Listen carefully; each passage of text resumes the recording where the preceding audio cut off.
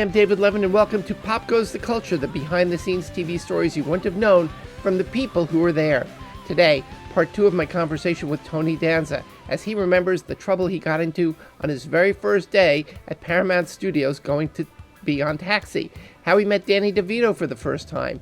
Tony talks about he and Judd Hirsch, the trouble he got into on The Town with Jeff Conaway, how he dated Marilu Henner, and of course the enigma that was Andy Kaufman, dealing with Andy as Tony Clifton. Before we start, click the subscribe button and ring that bell.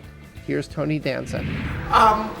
When you were doing the show and you had all these great people sort of there with you, what are some of the things you remember about any of the different people, Judd Hirsch or... Well, the first time I met Danny, first time I ever laid eyes on Danny DeVito, I pulled up I drove into the Paramount lot. It was amazing. I walked up, and the guy, I said, "I'm Tony Danza." He said, "Yes, sir." And he gave me, like, they knew where I had to go, and I was so excited. I thought, my God, and it was Paramount, and it had the big sky thing, that they used to use for a sky, and a big water tank where they had Winds of War there, and boats, and it was a real movie studio, and I was pulling in, and of course, I parked in the wrong place. I found a spot, and I thought that's where the guy told me to park, and I parked, and I got out of the car, and some guy yelled at me. Some guy, obviously not. I don't know. He wasn't dressed like in a uniform or anything, and he said, "Hey, can't park there." And there was something about his tone that aggravated me. I don't know, and I'm there 1 minute, I'm in an argument. And I said, "Hey, what are you, a cop?" I tried to be a wise guy, and he got mad at me. And it turned out he was like a driver captain or something, which at the time I didn't know what that was. And I start to get in an argument with a guy over a parking space at the Paramount lot. And I'm there half an hour, and I'm in trouble. And all of a sudden, I felt somebody tugging on my jacket, and I'm just like talking to this guy, and I looked down, and Danny's a little shorter, and it was this guy saying to me, "Yeah, come here, come with me, just come with me." And I'm going, "I don't know who are you?" He, "Come with me," he tells me, and that's the first time I met Danny, and of course he took me under his wing from then on, and Judd, like I said, was a really, here's this incredible actor, somebody who'd been around on Broadway and been in a number of series and movies, and just the most crazy clown you've ever met. Judd is the biggest clown of anybody. Yeah, he's a mimic. He does impressions. He does pratfalls. He does everything. So he's out of his mind. Conaway was we used to call each other, or Marilu used to call us the Lust Brothers, because Jeff and I used to roam the town pretty heavy. So you know what he was up to. And then Marilu, I'll never forget the first time I saw her. There were 5 guys and Marilu Henner standing in a grouping. And I was like, "Oh, that's easy. That's easy to pick out which one I like, And so we became, actually, Marilu and I were, she was my first girlfriend in Hollywood. Yes, that's right.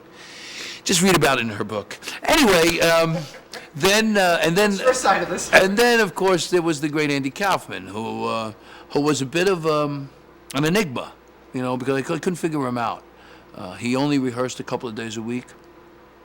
We had a guy who actually did an impersonation of him all week in rehearsal, so that we could work with somebody that approximated his stuff. But he was a classic. Everybody's seen that the thing about Andy when he was Tony Clifton and he got a part, and then they had to drag him out of there because he got fired. What was it like being there when that was? What were you thinking when all that was going on? Well, it was an interesting day. What happened was that he came on the show. He had this deal with them. They wanted him so badly that they said, okay, that he could play another character on the show. And he had this alter ego, Tony Clifton, who was this lounge singer from Las Vegas, very crass and vulgar man. And what was interesting about Tony Clifton, the alter ego, was that he was the exact opposite of Andy. Whereas Andy didn't get there till late, Clifton was there early. Andy didn't like to rehearse. This guy wanted to rehearse, and it drove you nuts. I mean, he had his own Winnebago outside because he had to have his own dressing room. He had a different contract as well. I mean, he had a whole different pay scale. It was really, and we were told, call him Tony, pretend that we don't know it's Andy Kaufman. we were told this. I mean, this is crazy. So you have all of us pretending that he's Tony Clifton and talking to him. Hey, Tony, how you doing? You know, and he was a pain in the neck, really.